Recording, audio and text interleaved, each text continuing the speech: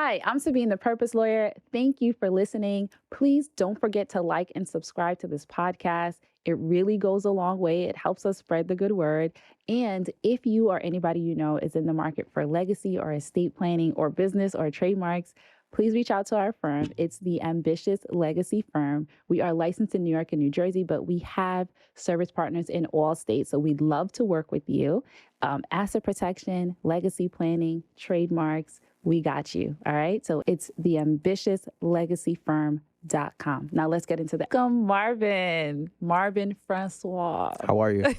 I'm good. How are you? I'm blessed and highly favored. Happy to be here. Thank you for having me. Thank you. Thank you. It's a pleasure. Most definitely. Yeah. So those of you who don't know Mr. Marvin Francois, he is a credit guru. He's a YouTube sensational, and he's so much more, right? Which we're going to get into. I guess I am. I love it. I love it. Yeah. Yeah. No, but once again, thank you for having me. I'm excited to get into it. Of course. Let's have some fun. Let's do it. It's definitely going to be fun. You guys will see. Don't worry. Let's go. Let's go. All right. So how does someone, you're fairly young, right? You have so much knowledge with credit and other things. Right. And you've built your YouTube channel to like be pretty impressive. How did you get to where you are? Wow. That's a great question. That's okay. So how you want a long story short or short story long? You want to give it a full? I want the most colorful story. Okay, let's go. All right. So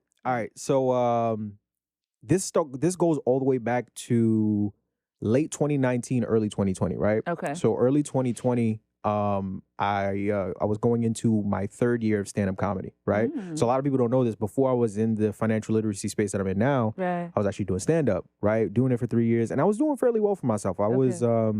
I had made some waves within the space. I had, toured across the country, stuff like that. But well, you can't just gloss over that. I was doing a little something. Nothing too crazy, nothing too little. I was on an incline. I was on an incline. So, but I was doing well for myself.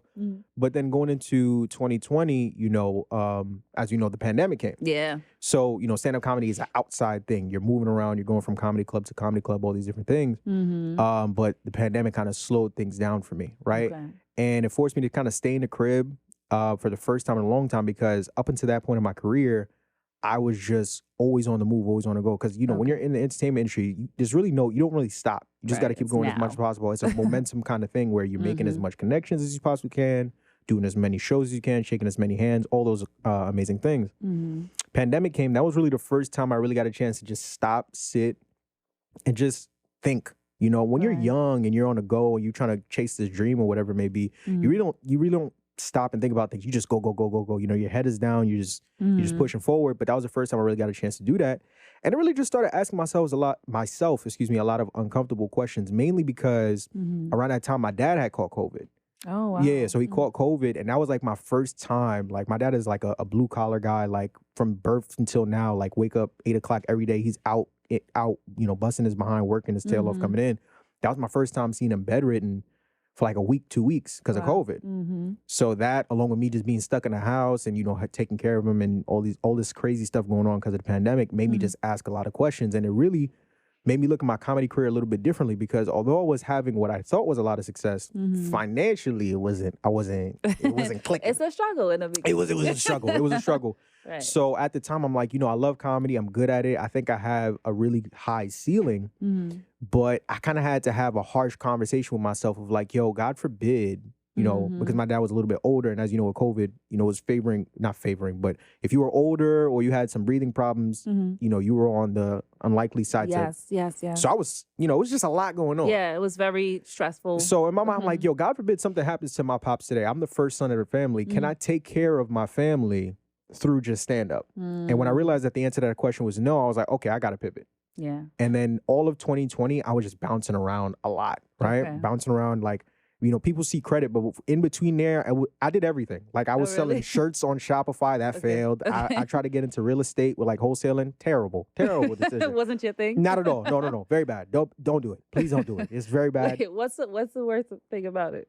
The phone calls and people constantly hanging up in your face. Because at the time I haven't. Yeah, I didn't. I mean, I'm not sure how heavy you've been into the real estate space, but I know a little bit. Yeah. I didn't have enough money to like buy somebody to cold call for me. Yes, so I had to do it myself. Mm-hmm. Yeah, people don't say nice things when you ask them to buy their house. They don't. They're not too happy about that. Yeah. So a lot of cursing, a lot of words I didn't understand. Mm-hmm. That wasn't it. I tried. When I tell you I did everything, at the time I was dating a girl, we tried to like start like a hand soap company. I'm everything.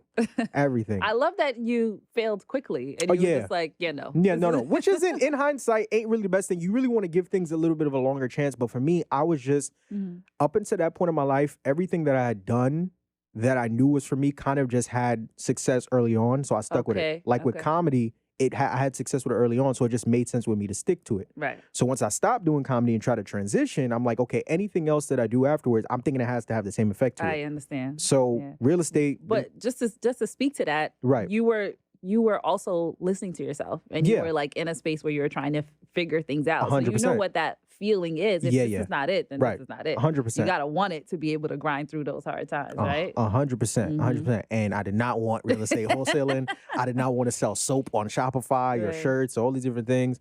I'm just bouncing around, right? Okay. Couldn't figure nothing out. Now, at the time, I just started building up my own personal credit. Okay. So I was the only person within my circle of friends and just amongst my peers that really started to ingratiate myself and do the research on credit, because I'm building my own up. I got to figure this thing out. Right. And I was really enamored by it. So every little thing under the sun that I learned about personal credit from building it and all these other different things, I would run and go tell all my homies. I would run and tell my girl at the time. I would run and tell any and everybody under the sun. And I'm at the time I'm 24 now. I was like 22, 23 around the time. Okay. They didn't care, right? Because most young people just okay, bro. Yeah, it's like I'm like, yo, did you know that if you do this with this, it's like I'm trying to play Madden right now. You bothering me. You killing my vibe. Yeah, you kill my vibe. What you talking about? You understand? So, but while I'm looking around trying to find my thing, I'm learning more about credit, and I'm falling in love with it. Then I started learning a little bit about credit repair. Okay. And then when I started learning a little bit about credit repair, I started I learned this little trick on how to like remove inquiries quick, and I started doing it for I did it for my girl, I did it for a couple of my friends, all these different things. And then at the time, my girl at the time, she was just like, hey, this seems like something you really, really into. You should really kind of try and figure out, your footing in all of this. Okay. Coincidentally enough, around that time, a dude who I was following, Herman Dulce, shout out to Haitian CEO, that's my guy. Right. Yeah, he coincidentally at the time, by now, we're talking about like early fall, so September, October-ish. Okay. Right? He has a credit repair class that he comes out with. And I'm like, okay, I gotta go. Because I'm super duper into this. Like, it's almost like the stars are aligning. Like, I'm super duper into this. I don't think it's by coincidence that this class just pops up and it's connected to someone I know. Let's go out to this thing, right? It was like $1,500 at the time. Didn't have that money. Yeah, I was gonna say. Didn't have that money. Didn't have that money. So I reached out to a friend or two, told him what my plan was. I was like, look, I think this might be it for me. Like, just let me a couple dollars. Let me figure this thing out. I promise you before the end of the year, if this is what I think it's going to be, I will get you your money back. Right? I borrowed money from like 2-3 different people, went out to the class. And that was what ultimately like kind of flipped the switch for me to like kind of just go all in on this credit space. Wow. Well, that really speaks to who you are as a person, that you got 3 people willing to invest that kind of money in you. Right. Future. 3 out of like 50. Because I asked a couple other people and it was like, you get off my phone. Go away. But shout outs to them. They did. Right. But went to the class and it just flipped the switch for me. Not because the information was cool, but that was really my first time being in a space just surrounded by a bunch of like-minded individuals that like just wanted more. Like I said, earlier on with the credit stuff, I would go to other people and they was like, yo, what are you talking about right now? Being in a space where you saw people who were also impassioned and emboldened by this idea of just becoming more financially literate, understanding credit repair, all these other different things, I felt good, right? And that kind of like flipped the switch for me. I'm like, I'm gonna start a credit repair company. And then from there, started the credit repair company. I started it in November 2020, I think like 2-3 days before my birthday or something like that. And then, started picking off to the races. And here we are now. That is dope. That is an incredible story. So many different, moving parts. I just love that you were just so aware. And then I also love the other piece where you found your tribe. Yeah, Because yeah. sometimes people feel like they're just like aliens. Like I was talking 100%. to a friend and she's Right. just like, sometimes I feel like I'm crazy and like I'm bugging about Right. things. And I'm like, you just have to find like-minded people. 100%. Yeah. Dope. And so you spoke a little bit about your dad, and I know you come from a Haitian background. Yeah, of course. Of course. Last name Francois. You know, the Creole. We're working on it. It's I understand well, but like conversationally, like once we get past how are you, then things start getting tricky. Yeah. That's actually the same for me. Yeah. I've had to work my way through it. I've had to like get vibes. It's tough. Painful. It's tough. Yeah. I've been kicked out of a lot of barbecues because of my bad Creole, but we gonna get there. We gonna get there. Yeah. I got friends who want to pull my card. But Yeah, it's bad. It's bad. Good. Yeah. So, but I know coming up in that type of family because you know I'm from that. Not going the traditional route or the safe route can be a thing. Was that ever a challenge for you? Oh, 100%. 100%. First of all, and this is another thing, like I actually dropped out of school. Okay. Right? So it was bad enough that I pursued a career in stand-up at the time, but then me dropping out of school, it's like, oh, I'm basically on a suicide mission in a Haitian household. Like you're asking for trouble. You understand? Because, you know, you being from Haitian culture and even a lot of people from different walks of Caribbean life, we know you got to be one of the big three: doctor, lawyer, engineer. Exactly. I told you guys. Anything besides that, I'm putting you in a barrel. I'm sending you back to Port-au-Prince. It's one of those kind of things, right? So yeah, it was tricky. But you know, ultimately, for me, I just had so much courage. I had the courage and my conviction at the time when I was trying to do stand up to understand that you know I had a vision for myself, and you know I really just had to trust in myself and my work ethic, and my ability, my talent, my ability. You know, to just go out there and do the damn thing. And, you know, me and my parents butted some heads. We roughed some things out, but ultimately we're here. So, and it really just made me tougher at the end of the day. It really just made me, you know, because in my mind, I'm like, yo, if I could deal with, you know, Haitian parents trying to throw a sapat at my head because I want to leave school, I could deal with anything. So, you know, it all worked out for the best. Right. I totally get that. And it's always the things that you go through that sort of make you stronger, make you who you are, despite how painful it might have been at the time. It's painful. Of you going through it. Right. So, so I love how you now marry your comedy along with your credit. Like, what gave you the idea to do that? Right. So this is where things get interesting, right? So now let's go back to when I started my credit repair company. I started it, and like any other business that you start, big struggle, right? Because you're trying to generate leads, you're trying to generate clientele, you're trying to get this thing off the ground. Remember, I owe people money. Yeah. I got people I gotta pay back. You understand? I'm getting calls like, yo, you start fixing credit. You're like, hey, figure it out. And I'm trying to figure out how I can get this thing off the ground. So initially, you know, I'm kind of just doing some flat foot marketing. I'm just messaging people I know, like, yo, can I fix your credit? Can I fix your credit? This and this, that, and that. Nothing's working. I'm pulling teeth to get people to trust me to fix credit. You understand? And remember, at the time, even now, like you know this, just within going back to the Haitian thing, and just if we want to talk about, you know, nationality or just ethnicity, credit and just financial literacy is still a very sore subject. It is. Within our community. So the fact that you have this 20-something-year-old that's DMing you talking about, hey, I can fix credit. Even if you got the worst credit in the world, you're a little, you know, you're a little fishy to it. And embarrassed, you know. 100%. That's a big thing. Pride is a big thing in the Haitian community. Huge. They'd rather die than let their pride die. No. So, they will break necks before they admit, you know, put their pride to the side. So it was very tough in the beginning. So I couldn't get anybody really to kind of buy into this business that I just started. But, you know, I was already, I owe people money. I'm 100% in. I'm like, I gotta figure this thing out. I can't bounce around anymore. Okay. So one of my close friends at the time, Chuck, out of my guy Chukwubika, my Nigerian brother. Okay. You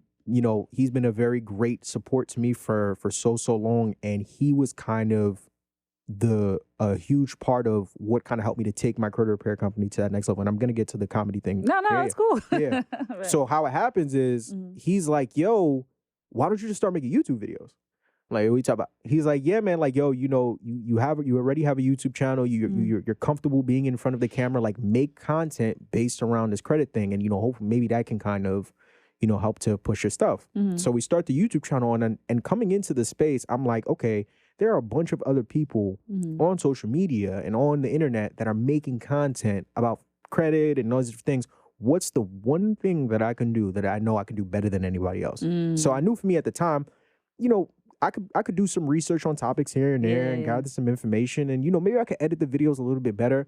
but I always knew from day one, like, my personality and my ability to just connect with people through laughter, you know, coming from the comedy background, Right. was what was ultimately going to take me to the next level. So I kind of just hit the ground running going that way. You know, like I just, even still now within my videos, I always try and find ways, of course, to educate you, but at the same time, I want to entertain you as well. Yeah. You know, because going back to it, credit is such a sore subject, and financial literacy is such a sore subject that whenever people think of credit or just anything financially literate, they think of some boring dude in a suit in front of a whiteboard Right. talking about, you know, this and that. Right. But if I get you to laugh, it's like, all right, let me hear what this dude has to say. Right. So that was kind of how I bridged the gap. It brings down, you know, the pressure, people, their guards. Yeah. 100%. And it's like, now if you go in the comments of the videos, people are like, yo, I love this information, but this dude is funny, or he's charismatic, or he's this or he's that. So I kind of was able to, like you said, marry comedy with the credit, and to where it's like, I'm not giving you a bunch of fluff. I'm still giving you the information you're looking for, but I just make it enjoyable and entertaining. So yeah, that's kind of how I was able to do it.